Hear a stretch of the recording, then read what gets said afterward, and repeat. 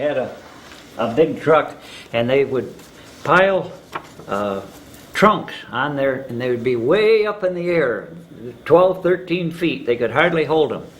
Well, going down the depot hill, the Chicago Club always had an armed guard on the sidewalk. Walking, he had a sidearm on and the whole thing, because the Lindbergh baby had been, and so all the wealthy people were afraid.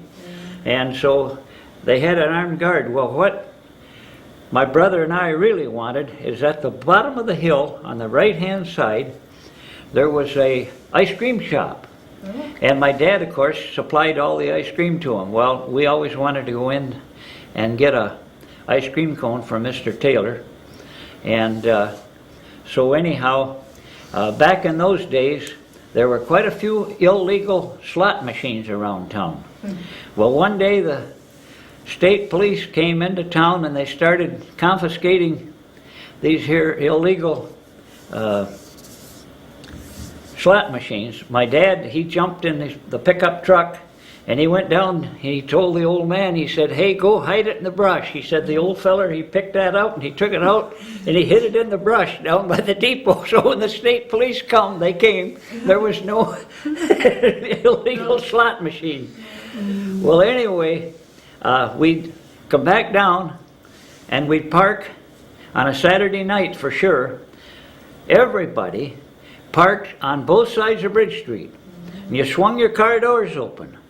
And people walked up and down the street talking to one another. It wasn't uncommon to have a group of French people talking French in a corner, some people with another language, German, talking on another corner. Well, what we really waited for, about 9 o'clock to 9:15 on a Saturday night, almost without exception, there'd be 2 or 3 guys that would get inebriated in the bar, which is now Whitney's. They'd come out on the street and they'd take their coats off and they'd get in the darndest slugging mess you ever saw in your life. So you're waiting for the fight? Yeah. Waiting for the fight to start. Saturday night fight. Yeah, everybody was waiting for it. So anyway, we have never stopped joyriding. We joyride all the time in Charlevoix. We bought But you have some great cars. a luxury Cadillac way back in 1973, and here we are 35 years later. There's a Dutch exchange student that was here about 40 years ago. She caught us sitting down on Bridge Street in the 200 block, and we got this picture back a couple of months ago from the Netherlands we sitting on Bridge Street. She stayed with my Aunt Dorothy and Uncle Ralph, and she came running over when she saw us. Yeah, when she saw us, she saw that red car parked there. Why, she took a picture of it and she Tell mailed about it. Tinker Carmen. Okay, yeah, every town used to have characters. Well, of course, I'm probably one in a different way, but there was a little teeny fella. He was about about 4'10", might have been 5 foot. He didn't weigh over 90 pounds, and he was very poor. He lived in Norwood, and so they all called his name was Tinker Carmen. But he always wore a suit. Always wore a suit. He had an old pinstripe suit, and he would hitchhike from Norwood to Charlevoix. Well, this one night he went to the bar that would be in the 200 block of Birches. the Bridge Street, and he got inebriated and they threw him out. So he went down the street to the other bar And when he'd walk, he'd go about 4 steps Real straight fast. ahead and then 1 over to the right. Then he'd get straightened up and he'd go again, 1 over to the right. Now he was a real comedian. And he looked in the door and what have you, and he got this bright idea.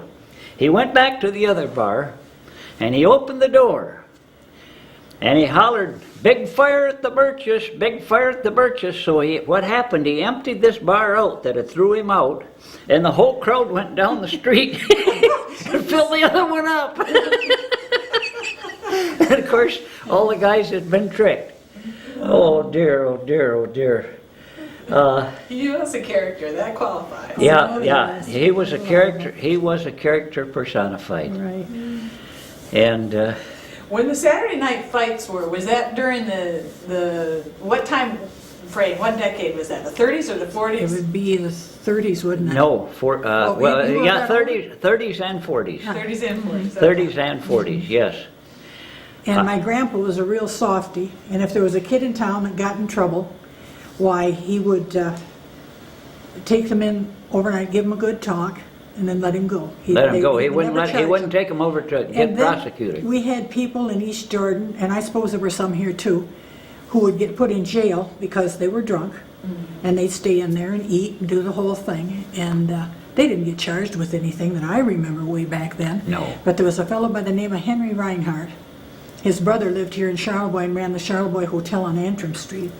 Well, Henry had a mouth organ, and I liked to sing, and when I was 3 and 4 years old, I used to climb up in the kitchen in this jail. My grandparents lived in one side, which was just like a house. It was very nice. And then there was this one counter that came out, and above the counter were bars coming down like this, and then a slot going across like this, so she could pass the meals into them. Okay. And he would play his mouth organ, and I'd sit up there and sing and sing. I just loved to do it. And then I love to tell my grandkids about how they mixed the oleo and everything, and she had these pans that were like a little bit bigger than a bread pan, and they were slotted like this, so you put the bread in here, potatoes in here, meat in here, and dessert in here. Okay. And then they had a tin cup to drink their coffee out of. So she would slide that in through there when it was time for them to eat, and they'd come up and get that. It was very interesting at the jail. I loved it. There was always something exciting going on. I'll bet. And because it was a strong jail, they always came down and brought the prisoners from the north and the prisoners from the south, where they were transporting them either over to Wisconsin or southern Michigan, and they stayed there overnight. And every once in a while, my dad worked as a deputy once in a while when they needed him. Grandpa was the only police sheriff, the only officer there. And he would come down, and if there was some uprising or some prisoner would tell on somebody else, and I can remember those times too. That was scary. More excitement than you wanted. Right. Yeah. Oh, that's great. Well, you have some pictures here. You want Right. to show us some of these pictures you brought? Okay. Yep. We're going to tell the stories that go with those. Okay, here you go. Okay, this is a picture of my 1948 stand-up drive Divco milk truck. During the war years, we had, our vehicles were all wore out and we couldn't buy anything. And one day we had 17 flat tires on one of these old trucks because everybody took their ashes and put their ashes out in the alleys. And if they had any old boards or anything that they had burned in their furnaces, why those nails were in. And we kept Don Megason, who had a garage where 7-Eleven is today, we kept him busy fixing flat tires all day. Well, anyway, when I got this new truck, this was really something. I was in high school.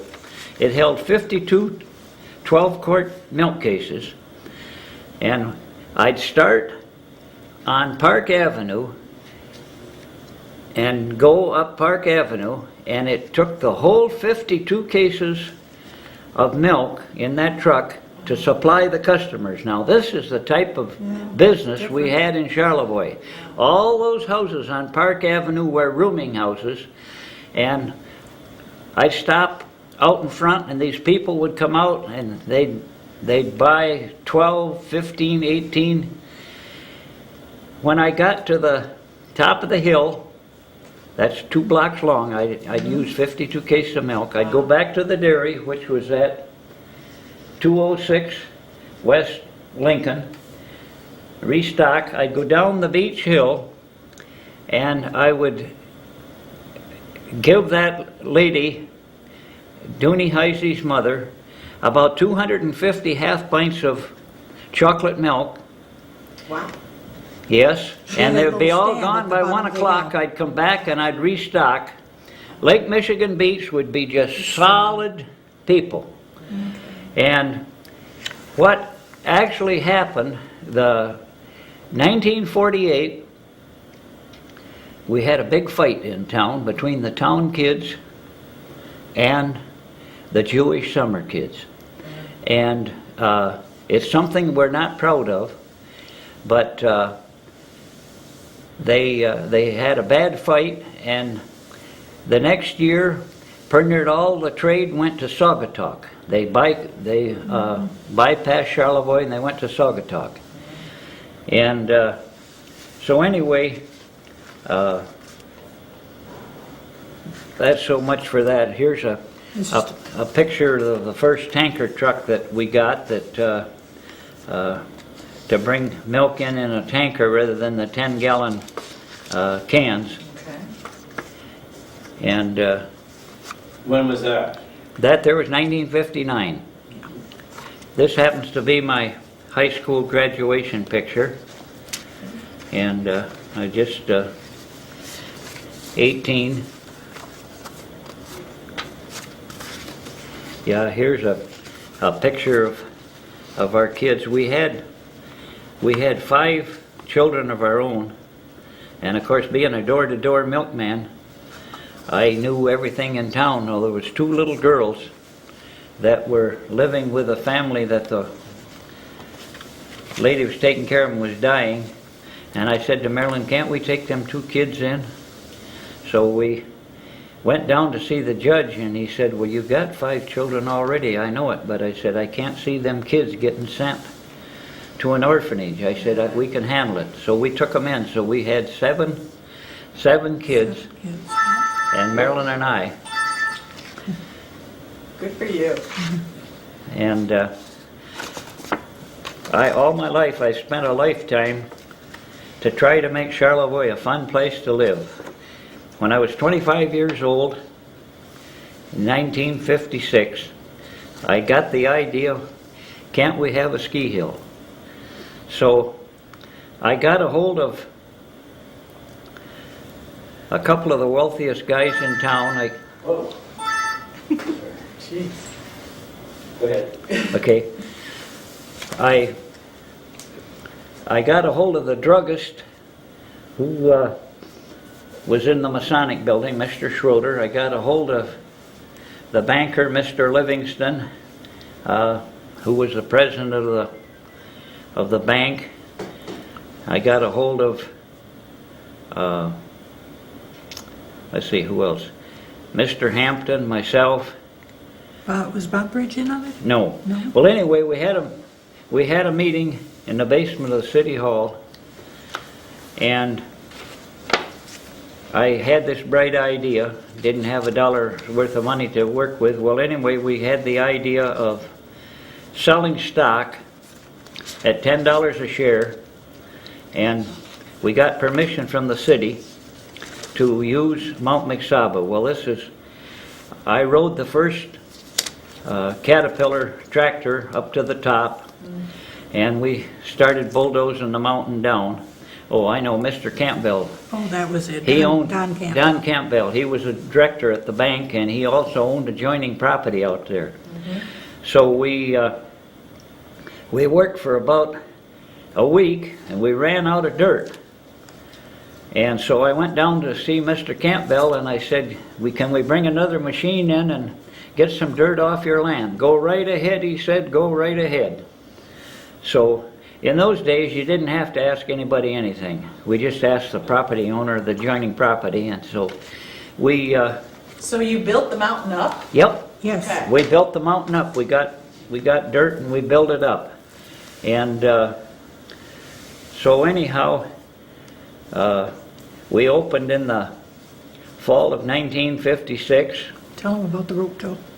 and we made a rope tow. Mr. Don Parcell, he and his brother owned the Oldsmobile dealership, and it was located up across from Burger King. He had a Model A Ford that we took the tire off and we jacked up the truck and we run a rope around the wheel, and then we had pulleys going up the hill. It worked. And we hired a man to run the thing, and when he wasn't looking, well, the kids would pull out the throttle a little bit further and take the clothespin and pinch it and give it more speed. And he'd come out and he'd say, if you guys don't quit it, I'm going to have to shut it off, he'd say. Well, anyway, So the first rope tow ran on a Model A, Model A yeah, it ran wheel. for about 3 years on that Model A Ford because we didn't have. So anyhow, that's one of the things that I did.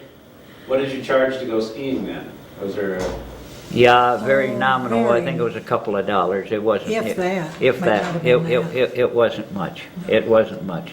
Earl Young sent his son out and had him build the fireplace. Mr. Young was, everything had to have a fireplace in it, so he sent his son out and he built the fireplace.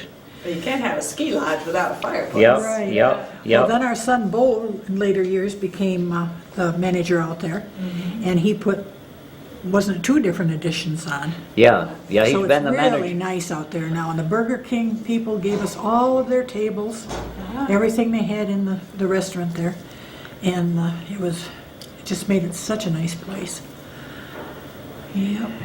And, Well, that leads me to the whole Operation Petunia. Okay. Can you Okay. tell us about that?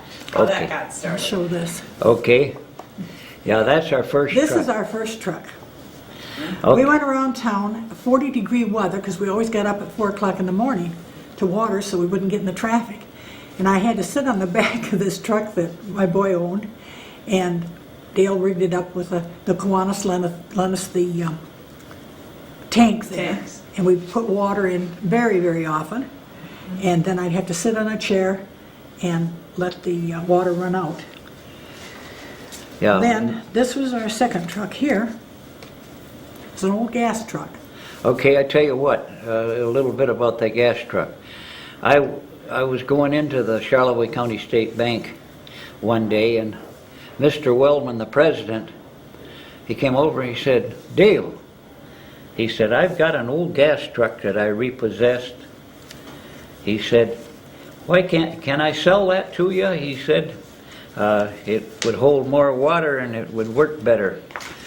I said, Mr. Wellman, you can't sell it to me, but you can give it to me. And he looked at me. I said, well, now look it.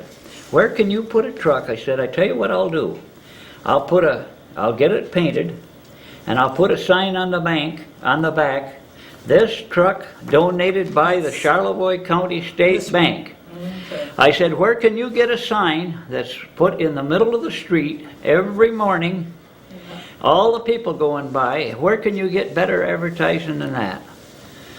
He said, you son of a gun, he said, let me bring it up to the board of directors. Well, he did, and they took me up on it. And so we then had a truck that held more water, and the reason I started it, Charlevoix has always been a place where newcomers come into town and they try to upset the apple cart. And there was this group, I read in the paper, that they were going to have a meeting downtown at such and such a time on a Saturday morning, and they were going to talk about putting some buckets of flowers in East Park. I said to myself, I'm going to go down there. So I went down there, and Mr. Bruce MacArthur was chairing the thing and telling about they could get a few old oak barrels and cut them in two, and you could do this and they could do that. And they also were going to take all the neon signs down in Charlevoix. They were going to change all the signs.